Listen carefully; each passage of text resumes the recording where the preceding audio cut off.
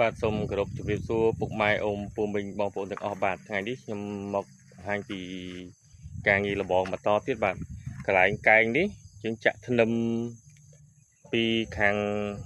កើតនេះទៅដើម្បីកងជាមួយនឹងធ្នឹមខាងត្បូងបាទកន្លែងនេះយើងអត់ផ្ដាច់ទេយើងភ្ជាប់គ្នាដើម្បីឲ្យកន្លែងកែងហ្នឹងវារឹងមាំបន្តិចមានបញ្ហាទៅវាជួយតាក់គ្នាឡើងហ្នឹងបាទហើយសម្រាប់មកបែកខាងត្បូងនេះវាជាលបងសាច់រត់ខាងត្បូងនេះយើងផ្ដាច់បាទន័យថា6ប្រឡោះវាស្មើនឹងមួយផុងយើងផ្ដាច់មួយ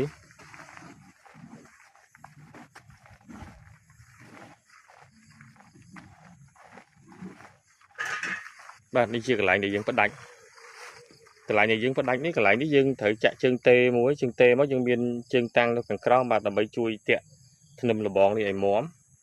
ហើយសម្រាប់កន្លែងនេះយើងបដោះតសឡើងតែយើងបានបដោះដែកនេះមួយដើម្បីយើងមកជើងទេឲ្យស្មើគ្នាបាទយើងប្រើជើងតាំងនេះដូចគ្នាដែរដើម្បីឲ្យជាងពីរហ្នឹងគឺមានជើងទេគឺផ្ដាច់ខុសគ្នាបាទបើករណីដែលវាដួលឬរលំទៅគឺវាបែងចែកមកផុងដាច់ហ្មងបាទគ្រប់6ប្រឡោះខាងខ្ញុំបានផ្ដាច់មួយបាទសម្រាប់បច្ចេកទេសផ្ដាច់នេះស៊ីសងលើបងប្អូនទេបងប្អូនចង់បាន4ប្រឡោះផ្ដាច់5ប្រឡោះផ្ដាច់6ប្រឡោះផ្ដាច់ក៏អត់បញ្ហាទេបាទមិនសំខាន់ទៅលើ6ប្រឡោះយើងត្រូវផ្ដាច់មួយទេតែចំណុចសំខាន់យើងត្រូវតែផ្ដាច់បើកាលណាយើងអត់ផ្ដាច់ទេដល់ពេលមានបញ្ហាវាទៅតោងទៅតាមគ្នាវាពិបាកក្នុងការជួសជុលទេករណីដែលលបងដែលពេលមានបញ្ហាបាទ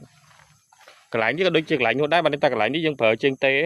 ហើយជាមួយនឹងកាប់ជើងតាំងខាងនេះមួយដើម្បីវាជួយតាក់កន្លែងនេះយើងបដោះសសរតែបដោះសសរហ្នឹងយើងបានបដោះ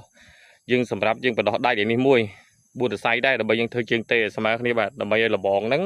គឺវាតាក់តែវាតាក់ផ្ដាច់គ្នាអត់ឲ្យប៉ះពាល់គ្នាទេគ្រប់បាទគ្រប់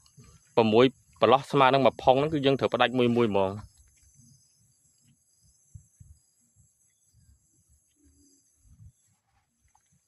ប្រសិនបើពុកម៉ែអ៊ំពុំមីងបងប្អូនទាំងអស់មានចំណាប់អារម្មណ៍សាងសង់លបងផ្ទះឬលបងដីបានអាចតាក់ទងមកខាងខ្ញុំបានជាងរ៉ាបាទបច្ចេកទេសសំណង់ច្បាស់លាស់ជូនពុកម៉ែអ៊ំពុំមីងបងប្អូនទាំងអស់រួមសំនឹងភាពទុកចិត្តនិងតម្លៃសមរម្យបាទជាចុងក្រោយក៏សូមជូនពរពុកម៉ែអ៊ំពុំមីងបងប្អូនទាំងអស់មានសុខភាពល្អមានសុភមង្គលរកស៊ីទទួលទានមានបានគ្រប់គ្នាបាទពីខ្ញុំបាទជាងរ៉ាសូមគោរពលាបាទ